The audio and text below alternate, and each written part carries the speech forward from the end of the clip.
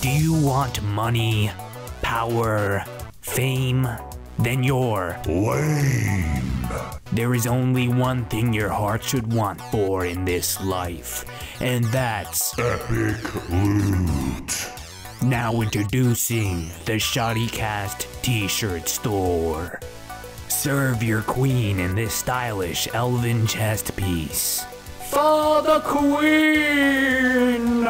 Our blacksmiths have worked tirelessly to forge the most badass swag to ever grace this mortal plane.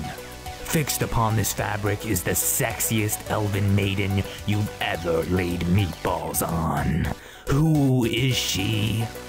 Well, for copyright reasons, she's nobody at all. She's just an elven queen, no real ties to any particular universe. Anyway, show your elven pride wherever you go. Outside, on the monkey bars, or even on a slide. With this t-shirt, you won't look like a nerd at all. You'll have money, cars, and bitches. So what are you waiting for? Make Josh and Kyle the richest assholes in their neighborhood. Your new life starts now.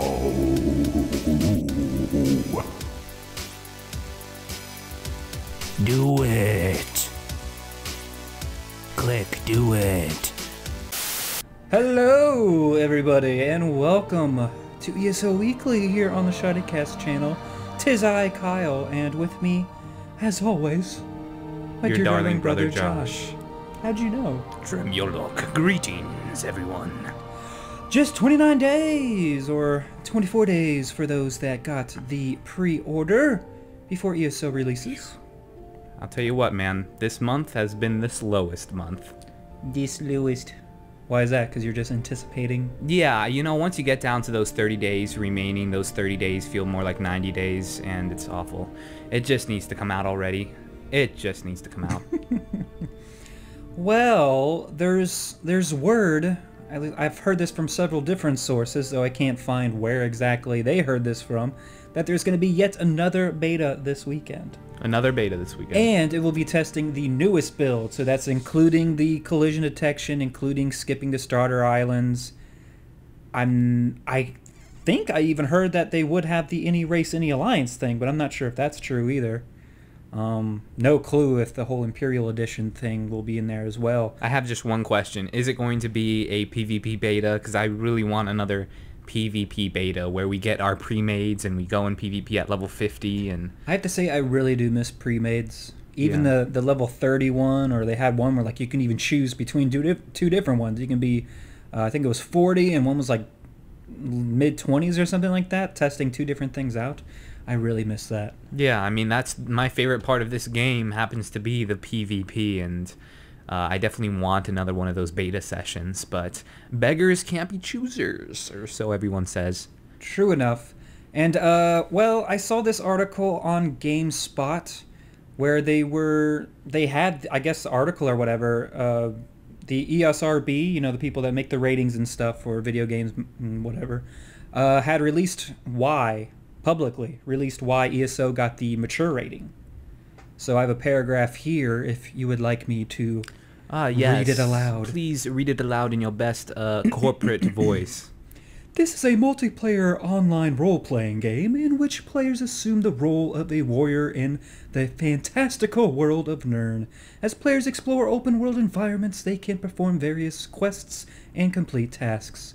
Characters use swords, arrows, axes, and magic attacks, for example, lightning and fire attacks, to kill human-like and they love that word, fantastical enemies, for example, orcs, demons, and giant insects. Players engage in melee-style combat, hacking and slashing at various enemies. Battles are highlighted by cries of pain, impact sounds, and blood splashes. Some sequences depict large amounts of blood streaming up close as vampires attack/feed on characters. In some quests, players have the ability to mount creatures' severed heads onto pikes. Oh, the humanity.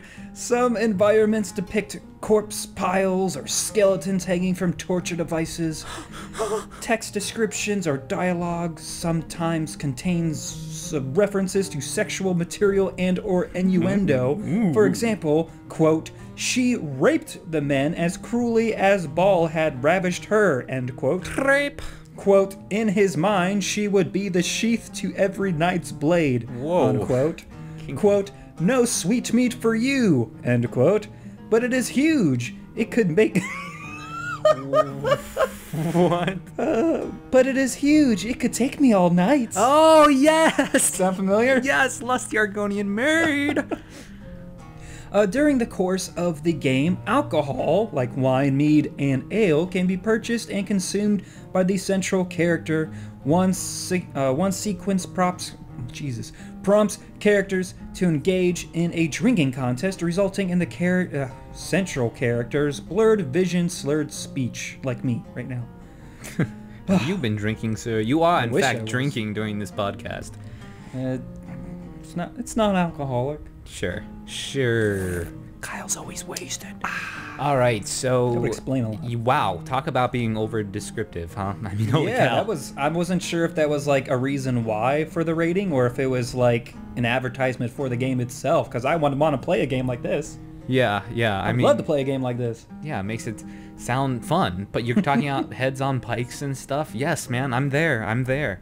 For reals. Absolutely, but... So apparently that was from them, ESRB, as to why it did receive this M rating. Yeah, definitely sounds like a statement, very cold and But I think it's cool. If anything, I hope they take this and run with it now that it does have the M rating. We talked about this before, but I really do hope that they do take this and run with it and make it as mature as possible. I just love it. It was the lusty Argonian maid's fault. I think that all that stuff, alcohol, violence, all that stuff, okay, teen rating, but you get the lusty Argonian maid in there, and you're rated M, man. It's just too suggestive. I don't know. I think I like this one better. In his mind, she would be the sheath to every knight's blade. That was a good one. That's nice. I wonder where that is in the game. Not sure. I'm sure someone will tell us. Oh, push his glasses. It's in the up on brothel in Windhelm.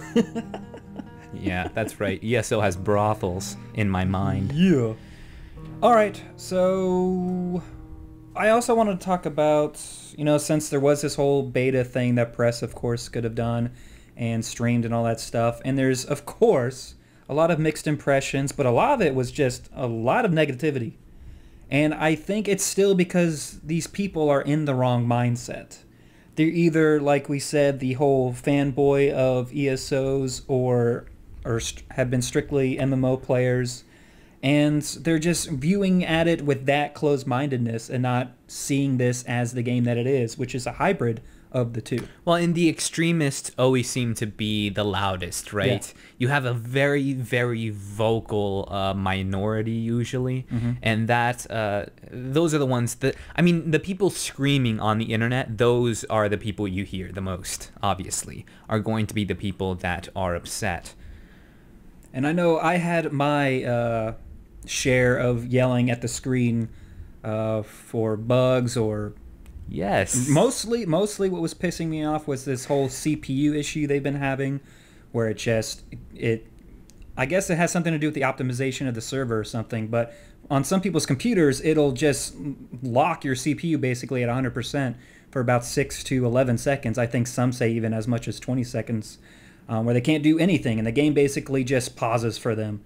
And then for me, it was causing my whole stream to crash as well because it didn't have the CPU power to keep, displaying the feed. So yeah, it was such a pain in the ass. Yeah. But that said, it is beta. They are aware of the issue and they are looking to solving that issue. So yeah. Let me tell you, I have a lot of problems with the Elder Scrolls Online, but for me, none of them are technical problems. Just because, for the reason you said too, it's beta. Those things can be fixed, and they probably will be. The folks over there at ZeniMax Studios, they've launched Dark Age of Camelot, the people on the team have, and Dark Age of Camelot, last I heard, was the most cited as the most smoothest MMO launch that there has ever been. Right. So we know that it's in good hands, and I suspect a smooth game at launch. Now, it's an MMO. Obviously, there are going to be a lot of bugs and things to work out. You know, there's no launch like an MMO launch because you have all these servers and stuff involved. So yes, is it going to be rocky? Of course. It'd be crazy if it wasn't, but I'm sure they'll work out any kinks. Indeed. So actually, that was pretty much it for the news segment. So we're going to do things a little bit differently here and have a much longer community segment, which is going to be filled with you-all's questions. Yes, I said you-all's. So actually, we're even going to do text-based questions today as well. Whoa, what? We haven't done that for months. Since like Shoddy Talks, I think. Since I was about this high.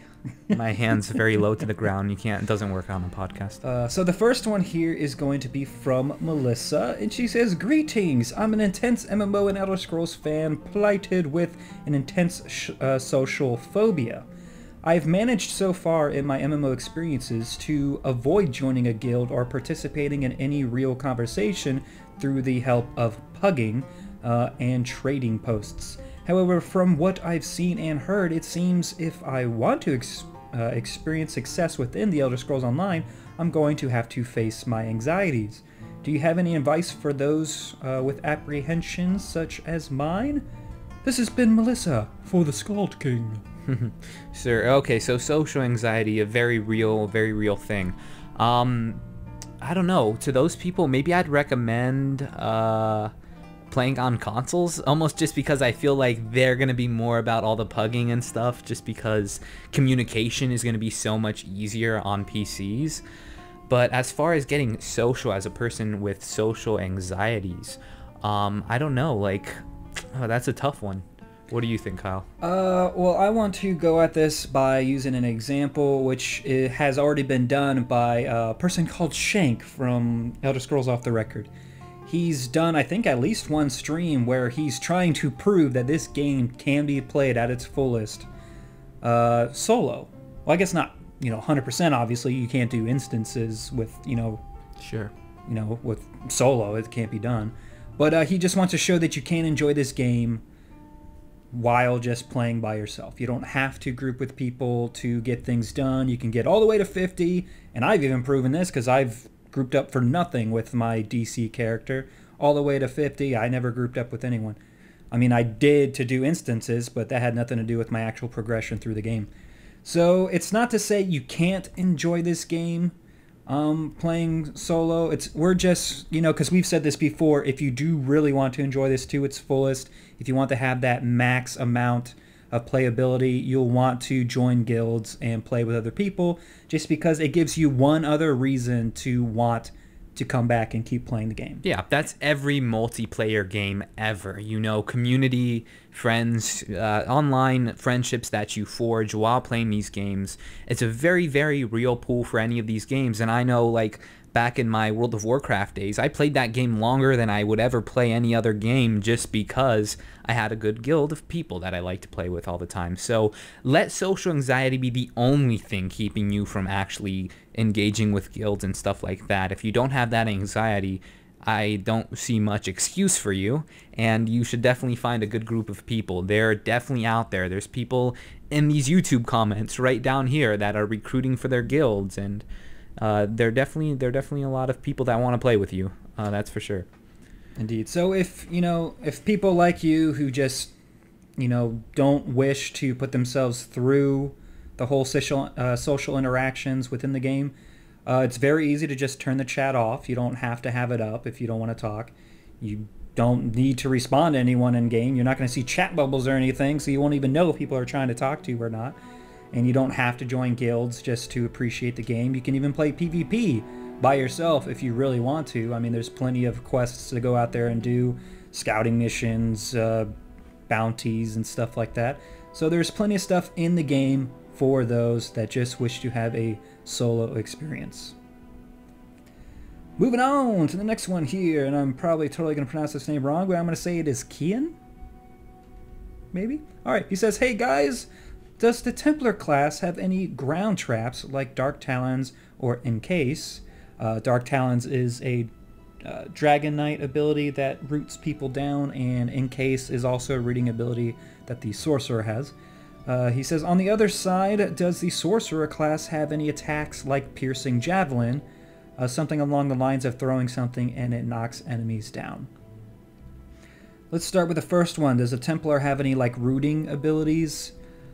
Not that I personally have seen. They have knockdowns, they have knockbacks even, I think. Yes, the knockbacks with the javelin, they have Right. the snare with the ball of flame you throw at them. I forget what it's called, Sunfire? Yeah, or so it won't like stop them in their tracks, but it definitely will slow them down. Yeah. And you have plenty of knockdowns, especially if you go the whole sword and board route. So even if things are missing within the class skills themselves, you will find that there are weapon abilities that will do similar things.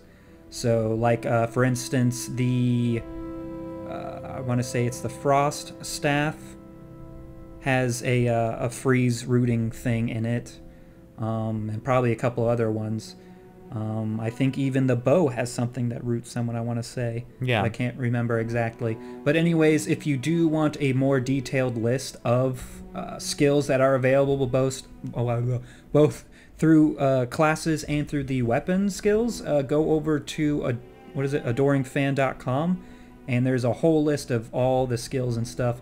Now, I don't think they have the morphed versions of them on there, but I also don't think any of those sites I've seen have the morphed versions on there yet.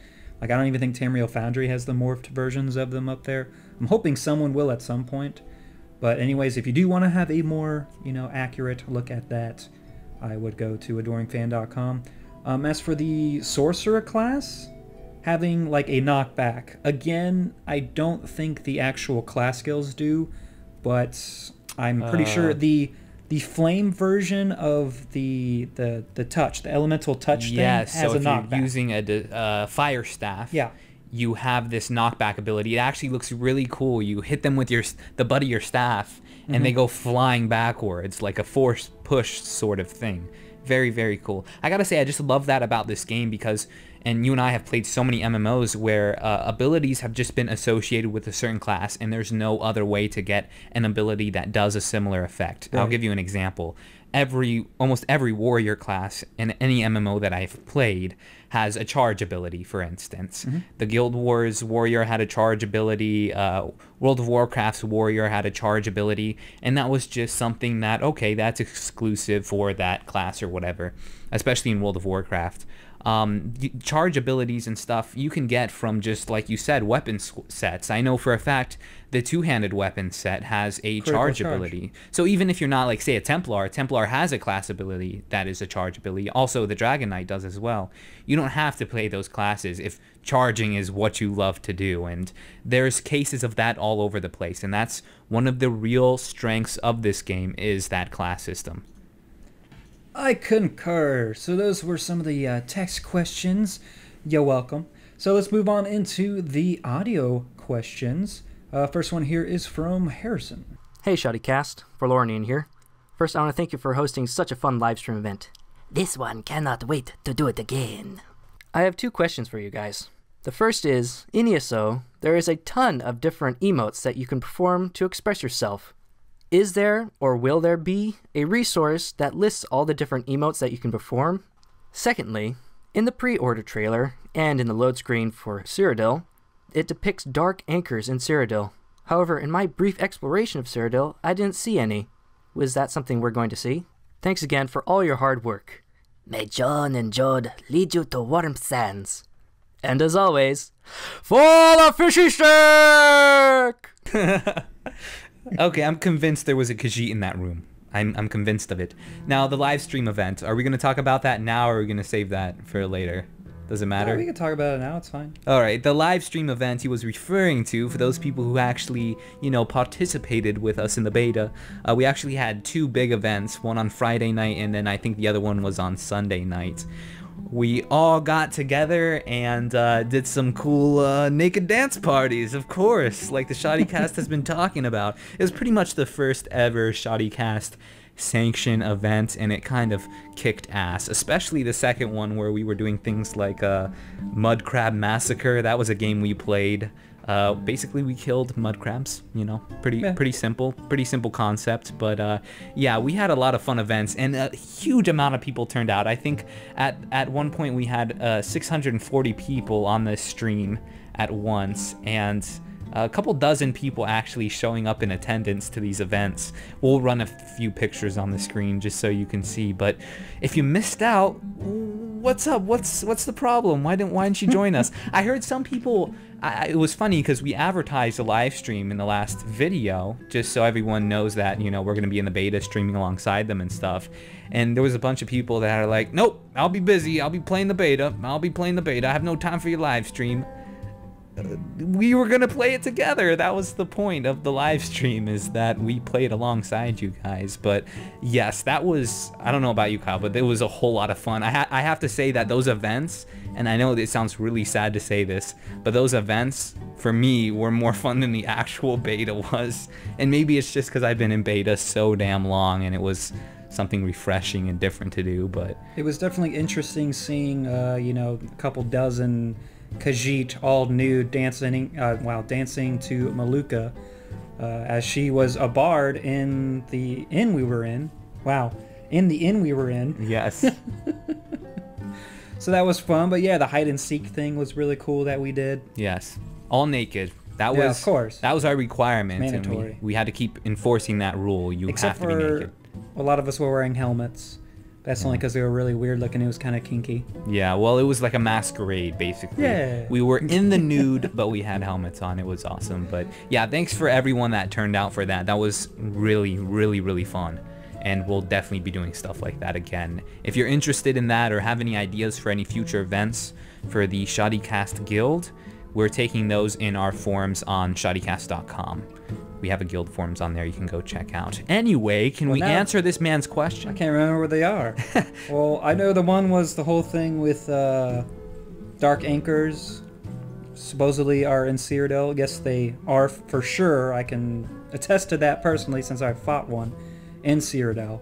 So they are there, don't worry. So maybe you just didn't see it because they hadn't spawned, or no one's gone over to the specific areas for them to activate the ceremony. Not to mention, I know sure as hell there is one really, really big dark anchor hanging right over the White Gold Tower. That one you cannot avoid but seeing, and it looks so freaking cool off in the distance. It's cloudy out, which it's a pain in the butt because, yeah, then you can't see it. And I tried. I remember recording, and I was like, oh, I'm going to get a picture of the this White Gold Tower. Nope. When it's cloudy, it cuts off your view distance. Yeah. Ah, that's annoying. Couldn't see it. I preferred how, I prefer it how they do it in Skyrim. You can have really cloudy days, but still be able to see the draw distance. I wonder if that's maybe an option we could fix later. Anyway, the other question was about emotes and if there's a place where they're all listed out. And I know for a fact there is a place, but I can't remember. Well, straight on the actual Elder Scrolls Online website, they had an article about just emotes and all the emotes, and they had them all listed and everything. It was that same article where they were asking people to submit their emote thing. It was that emote contest thing. Yeah, this is where the power of Google comes in handy, and you Google Elder Scrolls Online list of emotes. Yeah, that'll probably get at least a few articles for you to look at. All right, next one here is from Lewis. Hey there, ShoddyCast. I was just wondering, what's the deal with Cyrodiil? I mean, the map that I've seen on some of your videos, it has, it appears to be an upside down triangle, and out of what's visible on the map, I noticed that there's a lot more to, in Oblivion, you know, you can explore places like Kavach Anvil, which is to, you know, the south and the far west and the far south. Those places don't seem to be on that upside down triangle of a map. So, can you actually explore those places? Oh, I don't know what's the deal there. Oh, and also, Blood for the Pact, death to the Queen, and death to fucking everyone else. I like that one. Death to fucking everyone else. All right. So, me and Josh are looking at a comparison here between the Elder Scrolls Online version of Cyrodiil, their map, and Oblivion's Cyrodiil. I've never actually seen them side by side like this. They look so weird. They look so different. Either until I, listened to Lewis's question here. Now, as we can see, I'll probably display it for you all as well. You'll see that, they did take out a sort of triangle-shaped portion of the map out. So they kind of let go of the Kvatch area and also down the Leeuwin, is that how you say that? Yes, Leeuwin. That area has all gone as well, and just kind of kept the central area, and even they don't even have that Nibbin Bay area isn't even in the map anymore. The very edge of it is actually in ESO. They really did this purely to keep the landmass equal between the three alliances. I mean, that's pretty much given. But that said, the areas that they are representing in the Elder Scrolls Online is a very accurate representation of the actual map in Oblivion. And they've even, Elder Scrolls Off the Record even did a live stream. They were comparing. Yeah, they even I had watched it up that there. one. Yeah, they had Shank, I think, was playing Oblivion at the time, and Yvarin was in Cyrodiil and ESO. And they were going to the same areas and exploring these same keeps and stuff and seeing if they were there and how they compared with one another. And it was really, really accurate at most of the areas they went to. And you can even see the changes over the 800 years or whatever between ESO and the events of Oblivion. So yeah, it's really interesting actually, and it's very accurate. Yes, there's no doubt about it. Its accuracy is pretty impeccable. The first thing you need to know when going into Cyrodiil, just like Kyle said, don't expect the whole thing, because that's not what you're getting. You're not getting the entirety of Cyrodiil, you're getting a portion of it. Now, if you were like me, and this is what I did in the first PvP beta, Oblivion was the first Elder Scrolls game I ever played. As a matter of fact, it was my first console game for the Xbox 360. Very, very close and dear to my heart. I was ready to feel some nostalgia. Now, if that's what you're looking for when entering Cyrodiil and visiting old places, like I think Anvil might be, maybe not Anvil. There's a couple. Coral's definitely in there. Shadenhall. I went to Shadenhall as well. If you're looking to walk around those towns and feel a sense of nostalgia, you certainly will not get it. And the reason I say that is because, first of all, we have to remember this is based 1,000 years in the past, so things are going to be different. But on top of that, the developers did not take the time to make these actual, fleshed out cities. And the perfect excuse that they used for it was the ongoing war. And so when you come across the specific town I came across with Shadenhall, it's lying in ruin.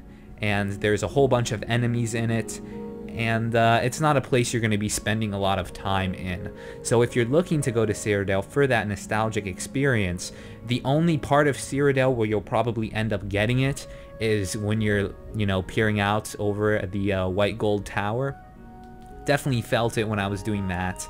The climates are very similar. They have a very, even the foliage and the trees are very similar to what you would find in the region of Cyrodiil as well. But this is a different beast entirely, and I like that you pointed out the folks at Elder Scrolls Off the Record and what they were doing, because it also works both ways.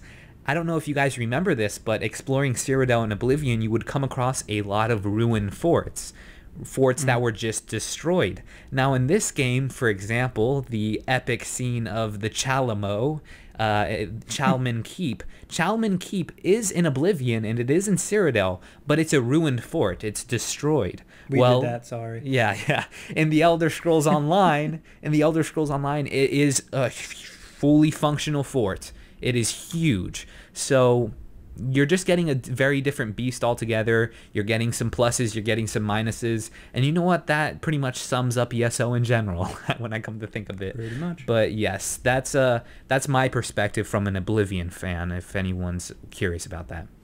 All right, let's do one more, and this one is from Wavy Wizard of Westeros. Hello, ShoddyCast. It is the Wavy Wizard of Westeros here, and I have a question for you.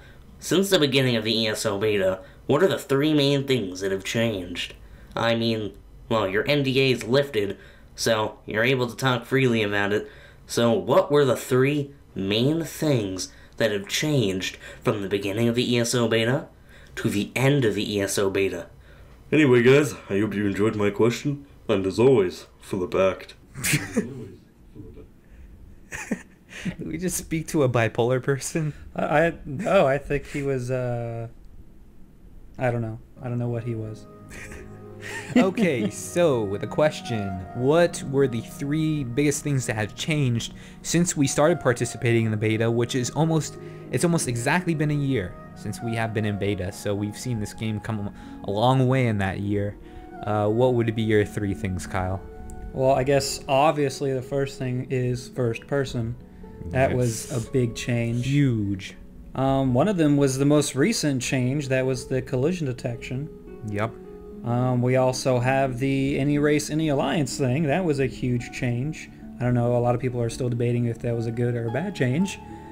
So those were some of the biggest ones for me. What about you? Yeah, I'd agree. Those easily could have been my 3 things as well, but to be different, I'll list some different ones. Graphics, we've seen, and I've mentioned this on the live stream with you guys, the graphics have come an extremely long way since I played that beta a while ago. 2 different games, it almost feels like, looking back at it now. Starter Islands, we've talked about how crucial it is to have a good starting experience in this game, and I just remember being so depressed the first time I ever played beta because I only had explored Stros Mukai, the starter island, and it felt like the Barrens in World of Warcraft. Everyone knows what I'm talking about if you're for the Horde. Now the third thing, I don't know. Collision detection was also gonna be mine. Crafting had changed the system. You know, I'm not a big crafter, so I only participated a little bit. The addition of the Imperial race. That was okay. Okay, I'm done. That's where I stop. Going back to the one where you said the the skipping the starter island thing. I know some people are actually mad about that one. Only in the sense that you should still start in the starter island, but then have the option to then flee the island immediately by going to an NPC and talking to them, and then going off into the, first major city. Because currently, and we have seen this. Yes. An example of this will be going to, what is the main city called? Something Guard, Vulcan Guard, I want to say it's what it's called, in the AD, the first city you go to there. Some people will not even know that there is starter islands because the quest isn't immediately available to you. No one runs up to you and tells you, hey, you can go help these people over at this island or whatever, and you can go there and do quests over there.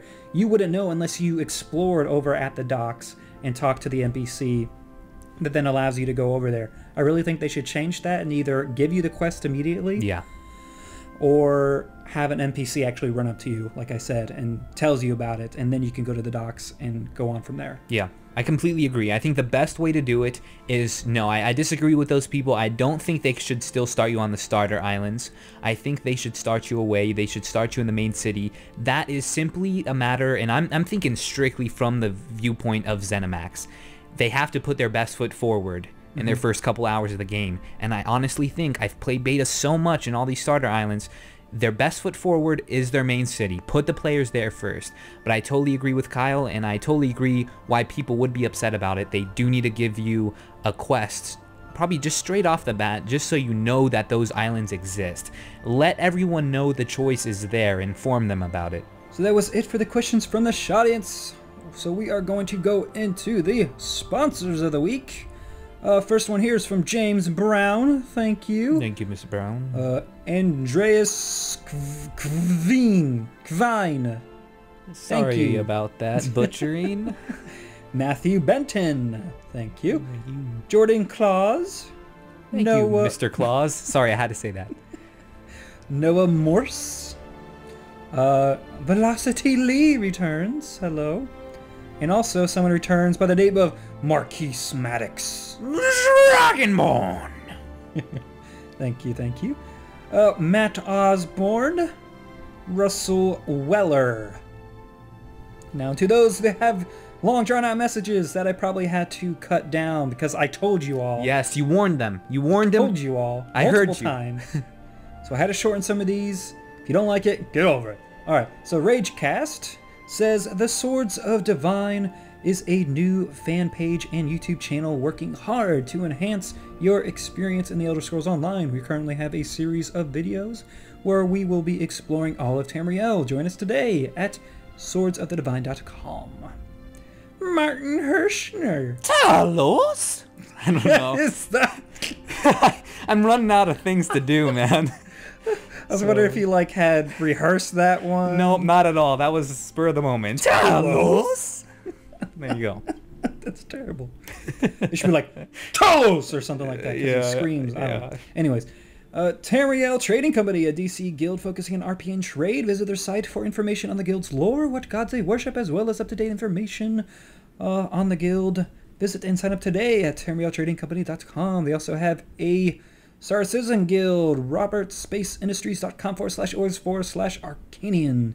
Arcanian Empire is made up of the only survivors of a long-lost planet which was destroyed by a supernova that started when the Arcanian sun reached the end of its and our lifespan. Whoa.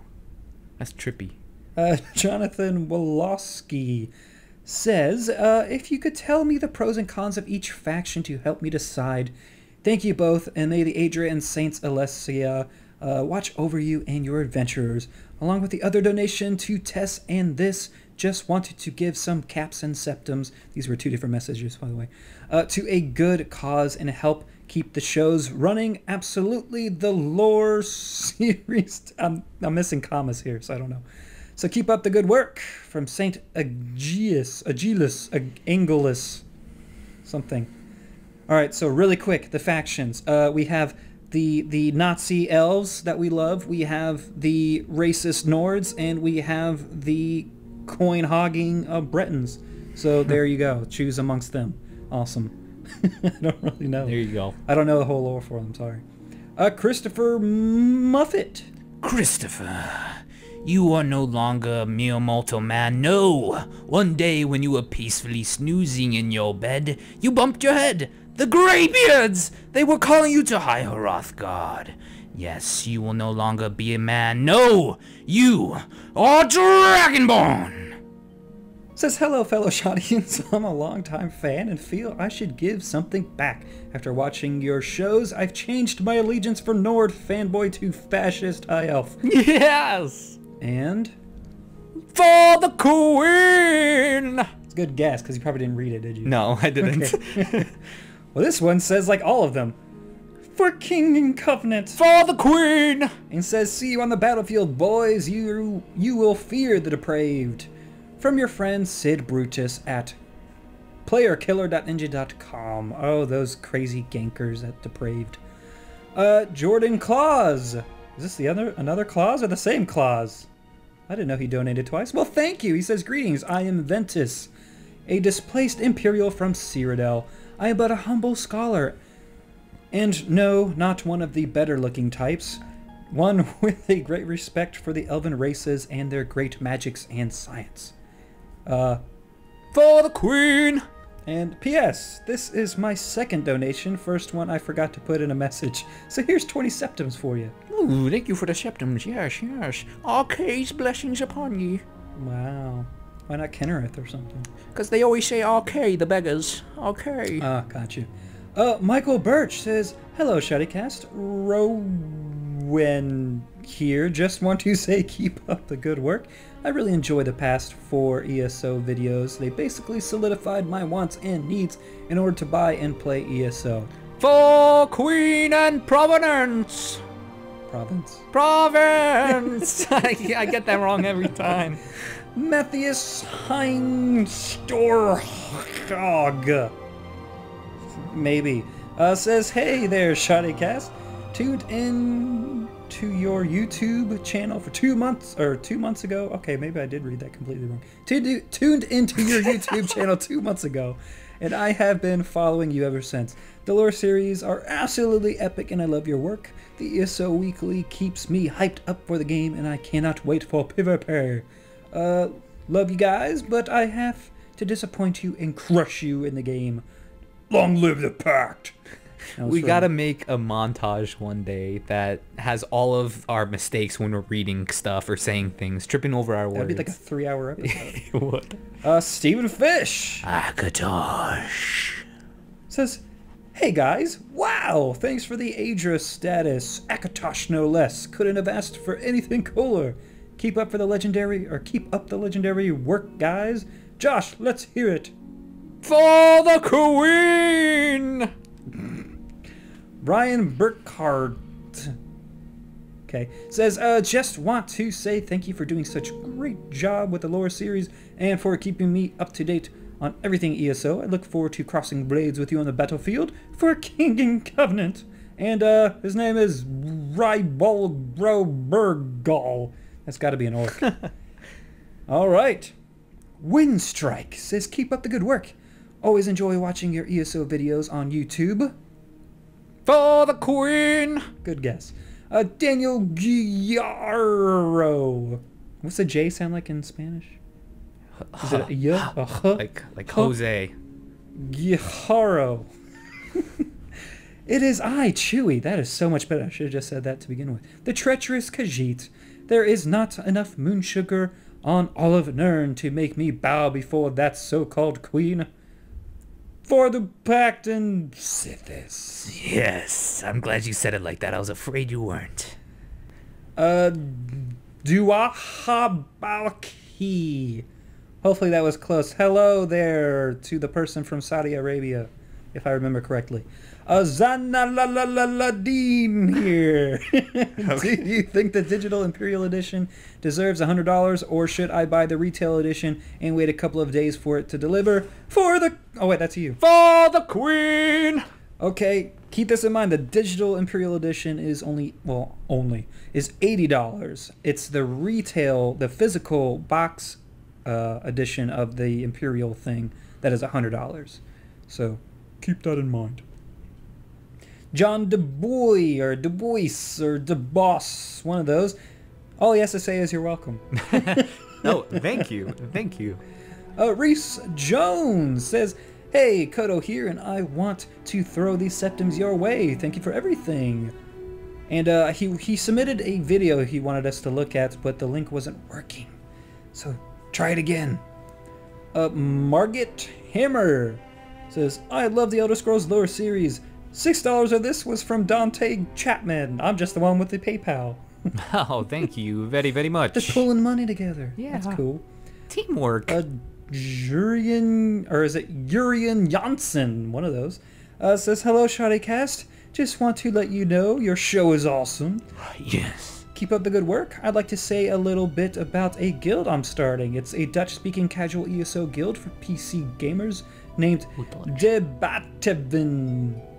Which means the Batavians. What does that one mean? I don't know what that mean. Yeah. For info can be found over at bataviaso.nl. Keep up the good work. From Urian.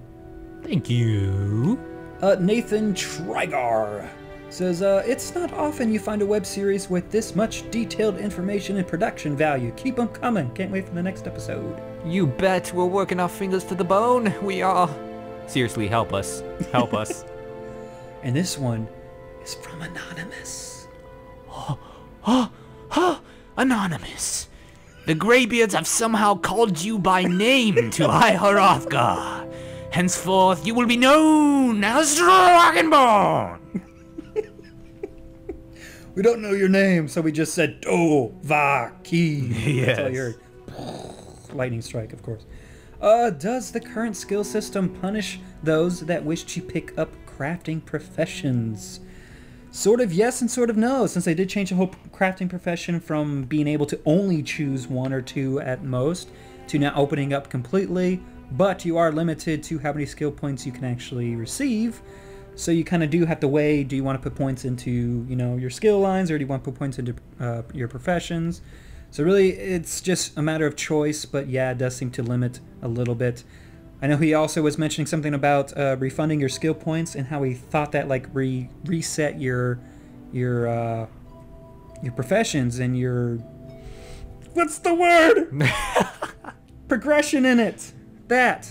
Sure. It doesn't reset that. It keeps that stuff there. So if you ever do pick up the professions again, you know, you didn't lose anything there. All right, moving on. Sergio Del Rio says, hey guys, love the show. Been watching for almost a year now.